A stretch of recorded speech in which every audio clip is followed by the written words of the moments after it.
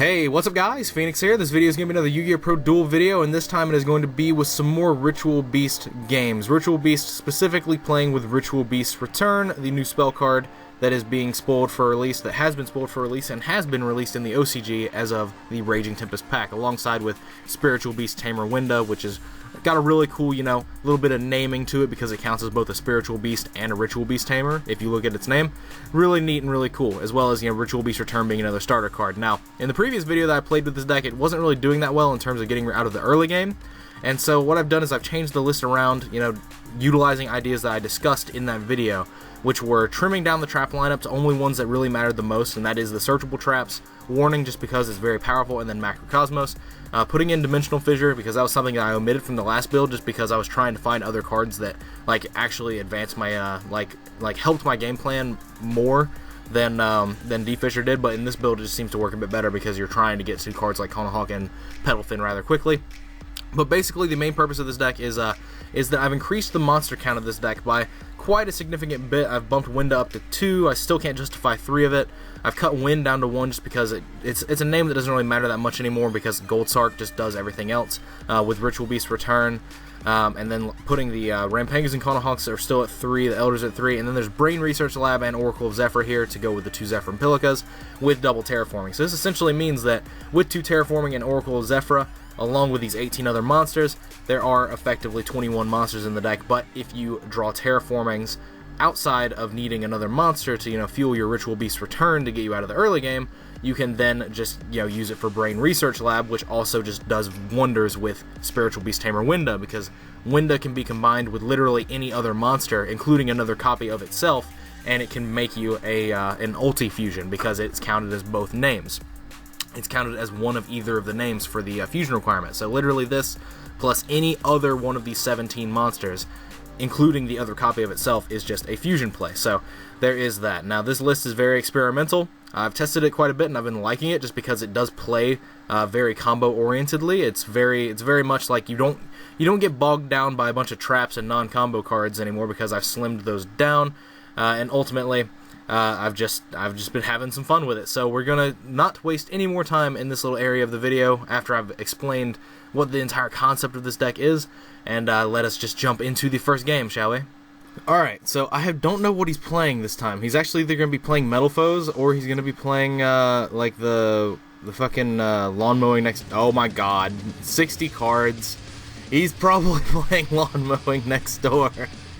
Oh my god. Oh, he's playing BA... a 60-card BA deck. It's probably BA Infernoid with Lawnmowing next door, because that's like the spicy interaction. Is that you special like 2 BAs out of your hand, you make a Dante, and then you left arm offering away the other 2 cards and go Lawnmowing next door, and then you have a way to mill so many cards. Oh, he's playing the PKs in here too. Is he playing Infernoid? Or is he literally just playing like 60 card PK Fire? I have no idea. I'm so curious to find out though. All I know is that it's 60 cards, and we know why it's 60 cards, because Lawnmowing next door is an amazing card. That card is insane. So he's just making Dantes. Dante's out the Wizwaz. Dante's out the Wazoo. Oh, there's an Infernoid card. He is playing BAPK Infernoid with Lawnmowing next door. Oh, no. So does he have it, though? Well, no, he probably doesn't have it. If he had it, he would have definitely played it before the first Dante mill. So there's that. But that's the thing, is that you have all these cards that mill you cards. You play a 60-card deck so that Lawnmowing next door can be incredibly impactful going first turn 1. Okay, so this is a Fogblade. I know what that is. And that's Macrocosmos. God damn. And I've got enough cards in my hand to make multiple plays. And I could probably Lightning Chidori him in this turn as well, utilizing these plays. But this can't be stopped by Fogblade, so we'll just do that. Please don't Fogblade this, Alice. I know you know better. I know you know better than this. This card can't be stopped by the Fogblades, because it just has to be summoned. So this gets Fogbladed, which I actually agree with. I actually 100% agree with that, because it prevents me from setting up things, but I have the Goldsark, so it doesn't necessarily matter too much. So I can Goldsark for... Well, I've got E-Telly for another Tamer target, but I could just Goldsark for this, and that way I'll be able to make some Conahawk searches and bring those back. The thing here that I have to deal with is that I can go E-Tele, and I can tag these out. Yeah, I need to E-Tele first. E-Tele first is the much more strong option. Don't tell me you have Max C. This is a huge deck. If you have one of those 2-up Max C's, that's going to be very tiring for me. Very tiresome indeed. But so I can E-Tele, I can special, I don't want to special lore from hand. I guess Zephyr and Pilica is just a better option here. So we'll special this, and then we will go into to Ulti Conahawk utilizing them, because I'm going to put Zephyr and Pilica in the graveyard. So I will return to, and so I'm going to target this and the Conahawk, and then I'll be able to chain the Ulti Conahawk's tag out effect, and I'll be able to get Steeds. So I can special summon my Winda, and I can special summon my Conahawk. Then Conahawk will put another beast into circulation, and so yeah, what we'll do here is we'll get Steeds. This is going to, I'm gonna have to make Lightning Chidori at some point, so that's gonna be a thing. But I can definitely do that. But I'll activate this and I'll banish Rampangu, because Rampangu just fuels the most. So we'll do that. So Rampangu, and then I'll be able to go into Ulti Conahawk with the Elder and the Conahawk to special it, and then I'll be able to return to, and so I'll target the Conahawk and the Elder, and the Conahawk will go to grave, and I'll search Ambush. So that way I'll have Steeds, Ambush, plus Macro against this deck, and I'll be able to Lightning Chidori one of the Dantes away, and then he won't be able to mill with the Dante next turn. Actually, I need to make sure that I check something. Well, I've got Steeds anyway. It doesn't really matter because I can protect it through other means. In fact, I could actually get Ritual Beast's Return here. I can go into I could go back into a into another guy, and I can go into Ulti Conahawk again, so I could special summon this from hand. So I could go Chidori, Ulti Conahawk. There's a thought. Let's go with that. Because I've got this in hand, which hasn't been special summoned yet, so I could definitely fuel it that way. So we'll do this, the Rampangu, and what we'll do is we will banish Ulti Apelio to put an Apelio in grave, because that will be very good for us to have. And then what I can do here is that I can now go back in to into Ulti Conahawk, utilizing the Elder and the Rampangu into this. And so what I'll be able to do is activate this, targeting this and Elder. They've all been specialed, so that's the sad part. Well, actually, I think this play was just 100% incorrect, now that I think about it, but I still get my ambush search, so it doesn't actually really matter. But I get to go Ritual Beast Return here, banishing the Laura, to special summon the Apelio. No, this play is great. This special summons from graveyard, never mind. So I get to summon the Apelio, banish another one of my things from grave, and then I get to make the Lightning Chidori. Great! So we'll do that. So now I've got Tamers banished. So I've got those. So I'll go Lightning Chidori here to bounce his bounce one of his Dantes. Which one has the most under it that I care about? I care about the Farfa the most. So I'll do this just because it'll trigger Farfa, and then my monster will just come back. It doesn't actually matter. Yeah, so this will get banished, and then I've set myself up pretty nicely because I've got the ambush and the macro and all that. And let me just check this really quickly. It's only one Infernoid name. Okay, so I'm okay with that. I'm gonna hold down A so I can macro in my his standby phase so that he can't mill with Dante. And so this will come back. He won't be able to do anything major with it because I'm going to be able to protect with Steeds and Ambush. So that Fogblade gets used. I'll activate the macro here. And then, so from here, oh, he surrendered. He just takes the loss to the macro. That's very interesting. Alright, well, let's see what happens from here then. I didn't think I was going to win that one until I drew that macro. And Ritual Beast Return is just great because it actually does it let me recur that Apelio for free. I thought I'd fucked up because I thought that I was only going to be able to special summon that Laura, and I was going to be like, well damn, I can't make Lightning Chidori now. And the reason Lightning Chidori was important there was because it was important to like bounce one of those Dantes because of the fact that it would have allowed him to just go into like an F0 play. There was multiple different options that he had for if he had multiple Dantes on the board, and I would have to answer each one over the course of turns. Whereas making the Chidori means that, and like having the macro to follow up, means that he's not going to be able to do anything significant with those Dantes before I put Macro Cosmos up. So here is the thing. This is Conahawk, but I don't have any Psychics to use with this Brain Research Lab, so that's kind of annoying. But what I can do is I do have Twin Twister that I can use with my stuff. But the thing is that I'm not really in a position to win this game. I can normal summon Conahawk, and I can try to use its effect. If it gets Fog Bladed, then I guess I have to Twin Twister because I need to get a tamer name in circulation. So that's Fogblade. So I guess I do have to just do this now. And I'm going to discard the Petalfin to get rid of this. And this is going to banish a Winda. Because what this will allow is that this allows, if I trigger this ambush, since I discarded the Petalfin, I can ambush for the Petalfin and the Winda back. But this Conahawk is likely going to die, so that's probably going to be what happens first. Just saying. But from there, what I'll be able to do is that if for some stretch this card comes to my hand, I'll be able to go Research Lab, normal summon it, and then normal summon the Conahawk, and then there's plays. But otherwise, this is going to be an issue. That was a really good mill. That was Detached Seer, Mill Farfa, Mill Gloves to go with that Fog Blade that's engraved. That was a really good mill.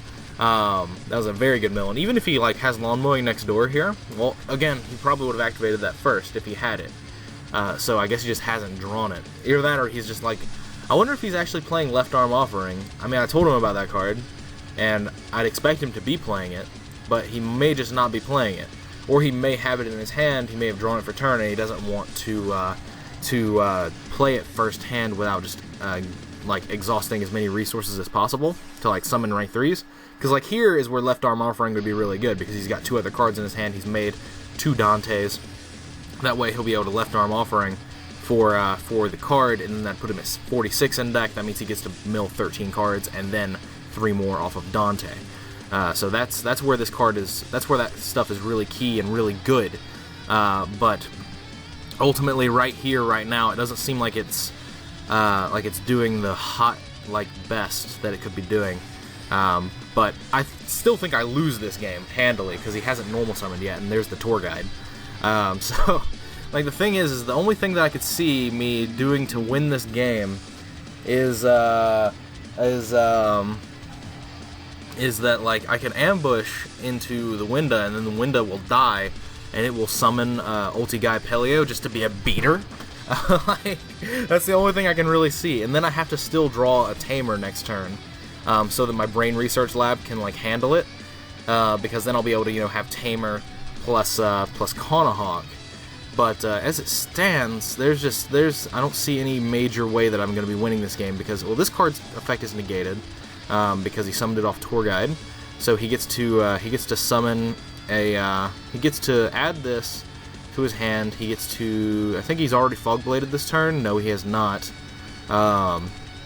So if he has a way to put that in grave, then there's that. Oh, he has Leviair, so he's going to be able to Leviair to detach Libic. Okay, no, detach Tour Guide. Okay, so he has no more BAs in hand, I think, because their Libic would just be really valuable, because he'd be able to get this back, and then Libic would special another BA from hand. So that would be pretty worth. So Ragged Gloves, and then the Silent Boots. This is just as free though, so I guess there's that. He could just have another BA in hand, and he's just keeping the Libic. Well, no, actually, it's really good for him to keep the. It's really good for him to keep the Libic under the Leviair, because that way, if any Dante goes to this graveyard, he gets to add back one of his cards, and then Libic can die off the Leviair, specialing it out of hand. So there's that. So he's hitting this. I've got to chain it, specialing Winda and Petalfin. He's popping Dante for the Break Sword. And so now he's got to deal with Winda in some way, shape, or form, which I think is going to be what keeps me alive, because Winda's effect summons anything from my deck ignoring its summoning conditions. Like, that's huge. That means I get to summon this, and this is bigger than like anything in his deck. Like, his only real out to that is like F-Zero. It won't have its effect, obviously, but it will be just a huge card. Now, his Dante added back what? His Dante added back Seer.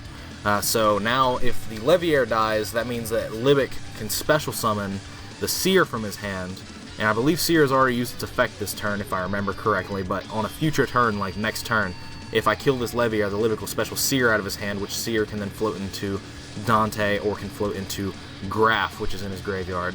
Or was. Where did it go? It's over here. Oh, he banished it off Barbar. I see. But so now Leviair can bring back Graf as well. See, these are all really, really cool and complex play options that he has access to. I really like that. But now the Libic gets to special summon the Seer out of his hand because he made F-Zero. So he's going to be trying to deal with my Winda through F-Zero, because he can attack the Winda and take it so it doesn't trigger, and he can clear my board through other ways. Actually, the Farfa can deal with it too. Interesting. Interestingly enough, well, he didn't have the knowledge that I had ambush down to get back the Winda. So, like, he could have definitely made a play to keep that Farfa relevant and, like, banish this without having to make F-Zero, but that's not what's going on. Alright, so this pops this. Alright. Harmadic being the last card in his hand. Alright. Good. Good shit. And so now he gets to search Fogblade. Okay. And so now I basically... No, he's gonna... I'm really sure he just doesn't want this to trigger. Well, no! He can make it trigger! Oh, shit. That means I can't summon the big man. Oh no, he ran out of time! That is the biggest thing that I hate about YGOpro. We're going in for another game. I'm gonna let you get another game on that one, because that was such a nice complex board state, and like YGOpro just does not like let you have it. That's the thing. That's what pisses me off the most about YGOpro and DevPro. I haven't even actually checked. I might pay more attention to it on YGOpro's side, but I think YGOpro, specifically doesn't recharge the timer if you're making moves. I think it's literally just a straight time. It looks like it's still just going down. I haven't seen it go. I'm going to pay attention to this and see if it goes back up. That's Terratop for Takatomborg after resolving an Allure. That's really good. Okay, so it is kind of flickering back and forth a tiny bit in terms of the time, but like DevPro will give you jumps of time back. It'll give you, like, every action on DevPro gives you like 10 seconds back. Like, it's pretty big on DevPro in terms of how much time it gives you back, and he was melding his plays very well, and definitely just trying to get around the board that I had, because he had to get around the window. So basically what he was capable of doing is, break sorting away my window last game, and then off of that break sword, he would get back his cards and go into Dark Rebellion, and then he was going to be able to, if my window floated into anything big, if I just decided to be stupid and float into anything like big in attack mode, like Ulti Gaia then he would just attack it and take it, and then that would be Ulti Gaia Dark Rebellion, and Break Sword, that's 3k, attacking me directly. But if I put it in defense mode, then Dark Rebellion just steals the attack, and then he takes it with Utopia Future anyway, and he just punches me for as much as he can punch me for. And so then I'm still in the game at that point, but I have to draw a Tamer. So that's the thing, is that he's basically trying to make it to where I couldn't win the game with the cards that he knew that I had, which is nothing. But this hand is interesting in the regard of, I've got Macro, I've got Terraforming for Oracle of Zephyra. He's got a Beatrice, he's got a Graph on the board, and he's got a Decatron that he put a Devyate on. And he has play Left Arm Offering. Okay. Well, there is Winda. So here is the thing. Ain't this just a damn diddly dang? Let's see. What I'm going to be able to do here is I'm going to be able to Terraforming for Oracle of Zephyra. I'm definitely going to just do that first just to get extra cards. Because this negates a monster effect and banishes the card. Well, the thing is actually, let's see.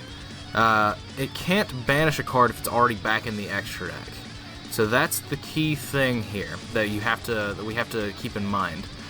Using Oracle of Zephyr to add a Zephyr Pillock in a hand just seems very strong here, especially since I've already got Brain Research Lab, which means I'll be able to go Brain Research Lab. into Winda and Zephyr so that I can preserve the Elder for. Well, no, I'm not going to preserve anything actually. Now that I think about it, and I can actually fusion special summon a monster from my hand, so I can definitely special summon the Elder this way, and not even have to worry about Ritual Beast's return. Or I could special the Pilica that way. No, because I've got to normal summon this. Man, this sucks. This entire play string is weird. What we'll do is we'll normal summon this. All right, and what we'll do is we'll add the Rampangu or the Conahawk off of the first Conahawk search, and from there, what we'll be able to do is we will be able to keep going through using this to special. Okay, he's just gonna Farfa one of them, and that's gonna be fine. Well, actually, it's not gonna be fine. If he Farfas the Elder, then I just get to punish him with Ritual Beast's Return. If he Farfas the Winda, then I also get to punish him with Ritual Beast's Return. There's no proper out here. That's the cool thing, is that Ritual Beast's Return on one of these, either one of them, it doesn't matter. I just get to use Ritual Beast's Return to special it back anyway. So I get to return it to the board without the Farfa having any input whatsoever. But now that the Farfa has been used, that means I get to go into Ulti Conahawk, and I get to set up my searches. Now first I need to see what's in this graveyard. It's a Devyade, and that's it. Okay. So this Beatrice is here. So what I get to do is I get to attack the Decatron. And so then main phase 2, I get to target the Elder and the Winda, and then the Winda will go back onto my board along with the Zephyr Pilica. So these will go back onto my board, and then I'll get a search for. That's the thing, is that because that Ritual Beast Return had to be burned so early, it's kind of a problem. What I can do is I can get Steeds, and I can go into the Ulti Petalfin, and then this will allow me to go Macro and Steeds, and I can use those to disrupt plays on the following turn. So we'll go with that. This is what we're gonna try to do. I'm almost positive that I lost that second game anyway, so we're just gonna act like I lost that one. Because I realized that it was actually just a third game going on. But so what I'm gonna do is I'm actually gonna wait to activate this macro until he makes. Oh shit! I should have just done it then. Definitely should have just done it then, because then this would have died and gone banished, and it would have been done that. I was valuing this Beatrice a bit too highly because it'd be done there. So he just specialed that and he just let it die. Okay, I guess he just didn't have another BA in his hand. That's interesting. I guess that's just a slight misplay. That this graph is on the board, so he's like, okay, well, I get to summon BAs now. I guess that's just a slight problematic misplay. But if he makes Dante here, I'm going to hold down A so that when he makes Dante, I can flip this macro and prevent him from paying cost. So yeah, man. Thank God Kaiser Coliseum is banned, right? Floodgates. Floodgates Seas. So we're going to activate this now, so that now he can't even activate its effect to mill cards. And so now I also have Steeds, which I can use on Beatrice and Dante, and he's only got 2 Infernoid names other than that Decatron, or other than that Devyade in his graveyard. So if this card in his hand is another Infernoid, then I'm going to get punished because he can special summon that, and then that's Heavy Storm. Well, no, he can't, because this is 9. I next leveled the fuck out of him. This is 9. He can't do anything about it. So now I get to in-phase Steeds both of his monsters away and just gain an immense amount of value for the fact that I've got macro up and I'm going to be able to Steeds and then bring back 2 Tamers. So this is, oh man, this is just insane. And also, what I'll be able to do is I'll be able to start my turn with a Conahawk search, and doing that, I'll be able to search something that I can normal summon, and so I'll be able to search regular Conahawk and normal summon it to fuel my plays further. Or actually, just Rampangu is just better at this point. because Rampengu just allows for infinitely more cards to be in circulation, and that's another Steeds. That's really good. So yeah, we'll just go into Ulti Conahawk here, and we'll be able to search. We'll be able to search cards that that just do us the business. And my Steeds is banished, so that's a key thing. Is that the Steeds is banished, meaning that I'll be able to use it as the cost for my Conahawk to go back in grave. So that will search for. I've got an extra normal summon because of Brain Research Lab, so I've definitely got to factor that in as well. Rampengu will put more cards in circulation, so we'll just get that. It doesn't get Conahawk in circulation, but it puts more cards in circulation. So that's going to be the key thing here. So we'll normal summon this, and we'll use its ability to, let's see, I need more beasts. So I'll banish this to send a Pelio, but it gets banished because of macro. And so now what I get to do is I get to also go back into regular Conahawk, and I get to activate its ability to send this and Zephyr Pilica to my grave. And I don't get to tag out because I'm a dingus and I didn't do it in the right order. I left the Rampengu on the board, but that's fine. That's fine for the reason of I've got a Win that I can normal summon in my deck. And so what I can do is I can get Win, and I can go Brain Research Lab over the Oracle of Zephyra. I can normal summon the Win, and then Win's effect will activate, special summoning the Apelio that's banished, and then I can use Apelio's effect to banish Ulti Apelio, and this should be game. This is pretty simplistically game. Thank God Kaiser Coliseum is banned, right? Every time I draw a Floodgate and win or lose to a Floodgate, I'm going to say, thank God Konami took an active stance against Floodgates and banned Kaiser Coliseum. Because I'm just that kind of guy. I might as well say these things that everyone has on their mind, because that just seems like the way to go. But anyway, alright, that's a bit of a longer one, but I mean, that's what you guys say that you want. So I'm going to keep doing it, and it also does make video editing a lot simpler, because instead of editing like 3 videos that are about this length, all put together, I get to just do one, and it's very, very like concise and proportionated correctly. But anyway, so that is going to be it for this video. As always, guys, let me know what you guys think about this style of video and this sort of multiple game live duel commentary format in the comments down below. If you like it, give this video a thumbs up, and I'll know that you want me to keep doing it this way, and I will continue to do it this way, and maybe increase the amount of people that I do filming with, outside of just, my friend Ows. But because I do have a few people that I am capable of playing, and I would consider a few of them competent, and I might actually find some people to play, from, subscribers that, play me, in different time periods, and I just find that they're just overly competent in, playing multiple different decks and are very, very good for filming. Could be that. But anyway, other than that, as per usual, thanks for watching. As I've already said, like, comment, subscribe to all the nonsense you usually do. Check out links in the description if you want more resources to use, like background music playlists and Facebook links and stuff like that. Other than that, if you like this video, again, give it a big thumbs up. If you know some people that might also like my content, I encourage you to share my videos around to them, and maybe encourage them to subscribe as well. Helping grow this channel's viewership base and subscriber base is a fantastic way to show your support, and ensures that I keep making content in the future if that is something you want to keep seeing. So there's your incentive, and there's your ideals of what you want to be doing. But other than that, as I've already said, thanks for watching. Thank you for your time as usual. Let me know what you guys think in the comments down below about this deck and all that nonsense. And as always, guys, take care.